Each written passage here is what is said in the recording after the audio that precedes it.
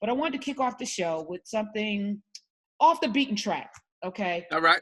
So, Charles, do we have that clip from Alex Jones? Did that come through? Charles, did it? Alex Jones? Okay. Do you know who Alex Jones is? Yes, InfoWars.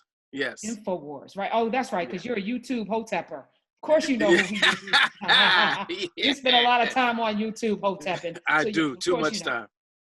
All right, so I don't know when he did this, but I think it was this week.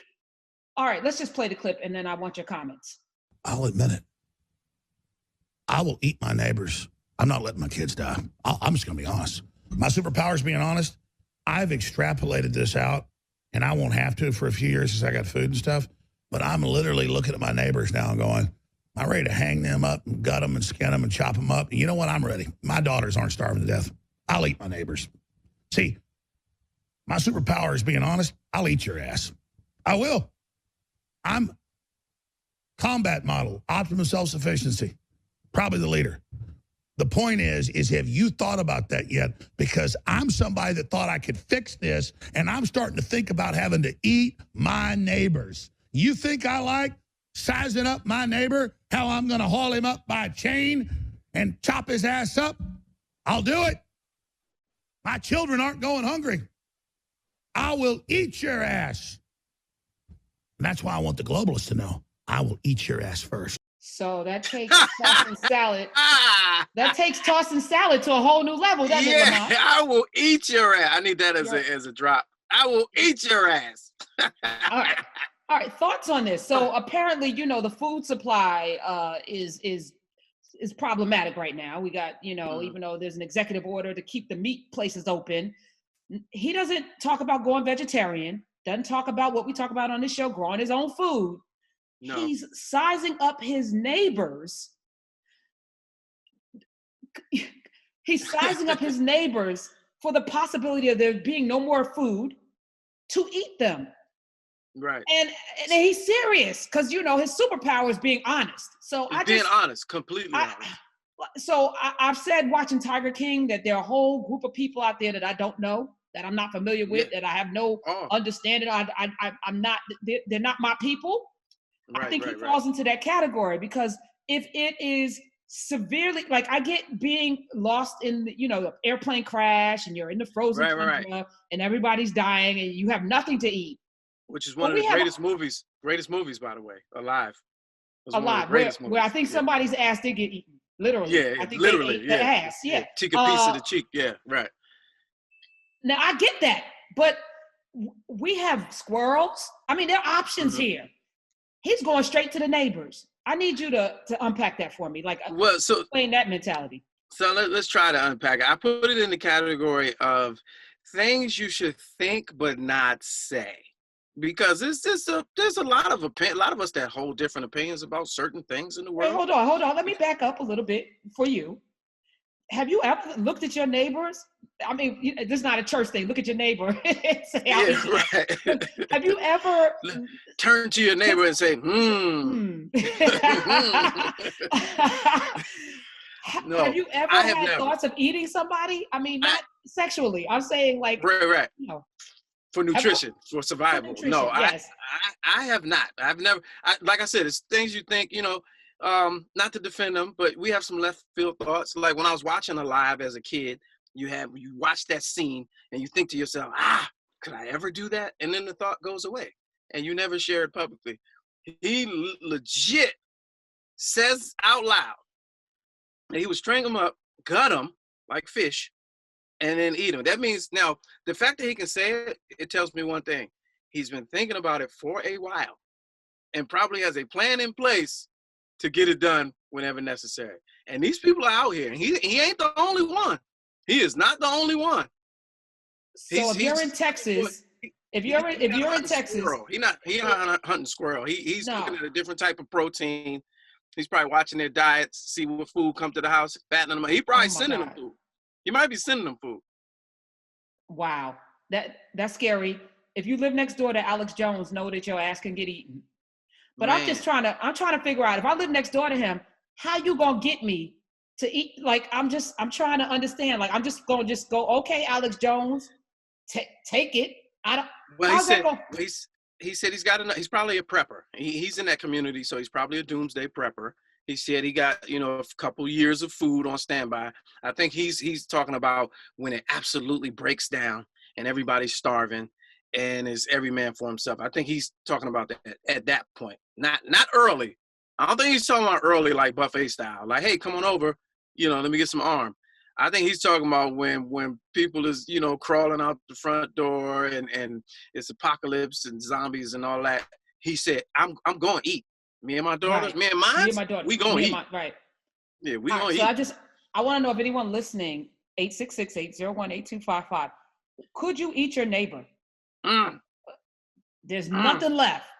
I'm imagining that there's still squirrels and rats and vermin. Could you eat your neighbor? This man has thought about it. I'm like, has anybody else thought about this privately? I mean, listen, we don't know who you are. You could just call up. I think he's a special kind of person. I don't want to live anywhere near him. But as I watched Michigan yesterday, did you see this? Michigan? Yeah, yeah. Oh, man. Oh, it's happening. It's happening. Like people saying, oh, it's about to be, and we're living in the last. No, it's happening. The breakdown is real. So I protesters, protesters with weapons like automatic weapons, like machine gun type weapons, pushed their way into the Michigan State House yesterday. As Governor Gretchen Whitmer was deciding what to do to extend the stay-at-home order, the executive order, which she has done, by the way, the crowd, a couple of hundred, carrying signs that read "Lock her up" and "Heil Whitmer." They're really spinning this. Y'all are the Hitler-like people, not her. Y'all are acting like the brown shirts, not her. Right. There was a video. People took videos. People did not have on masks. They're yelling and screaming. All kind of moisture is coming out of their mouths. The poor cops have to stand there. The question on the table was, if these people were black, would they have hesitated with the tear gas and the arrest? Would this have gone down differently? No. It would have gone down much differently. It would have been a massacre. And that's so all day yesterday I was trying to stay off of Twitter and social media because I'm practicing being in control of my emotions, right? Because I kept seeing people on both sides of the issue. There's only one side of this issue. Like for everybody that's still screaming this post-racial America and why do you always got to bring up the race card and all of this? Like they literally assaulted the Capitol. If you read history books, that's how wars start. When a group of armed bandits assault and lay siege to the capital of the state, which is basically a sovereign entity. They laid siege. Tamir Rice was in the park for 2 seconds when the police, with a toy gun, when the police showed up, did not say drop your weapon, did not identify himself, and executed him. He was 12. John Crawford in the Walmart is on the phone buying a gift, a toy gun. They come around the corner, do not announce themselves, execute him in the store. Yesterday, we see 100 armed assailants. Couple of hundred. We got to use the right language. Yeah. Armed assailants. Right. Without terrorists. Terrorists. They're not wearing masks, which means if they're carrying the virus, they are carrying a deadly disease, so they're terrorists. And for all you civic nuts who don't know what the F you're talking about and who are like, don't bring the race card, you're an effing liar. Because if you don't understand civics, we are under a stay-at-home order, a government mandated quarantine. So all of that freedom to assemble, all of that's suspended. So if under a normal situation, you would have to get permits for that. That's not a protest. That's an attack. Protest means you have to go through the right process and procedures to get permits to assemble in that body. You went to the Capitol and the police did nothing for hours. Stood there. You're lying to yourself if you think that was a normal situation where everybody's not in cahoots. They would the first 2 black people through the door, man, they'd have laid them down. These are armed bandits. I don't care if it's an open carry state. I don't care about none of that. You've had black dudes shot in open carry states with and without guns. Oh, what's his name? Philando Castillo said, I have a permit. Hold on, I have a permit. Yeah, let me get With my a child permit. in the back. With a child in the back. Yes. Yeah, So man. so this yesterday that just tripped me out because I'm like, either we're all the way fast asleep, or you don't even believe your eyes anymore. You don't even believe what you see anymore. For you to for people to take the position that they were just they felt like the government was infringing on their constitutional rights and all this, and people that talk every day on Twitter that racism is something black people are just exaggerating, and I don't get it. Why don't you just let it go and get over it? And none of my ancestors were this, blah blah blah blah blah. And you see that so I mean it basically, and they were threatening. So you could spin that as an assassination attempt or a coup or any other number of correct terms. Yeah, that shit was crazy. Yeah. That shit was crazy. And look though, here's what I was reading. I was doing the research. I know it's Foolishness Friday, but I didn't even know you was going to this one. But they're financed and backed by some conservative members of the state legislators. So it's we're gonna talk more about that today, Lamont. These are the things that are on the table.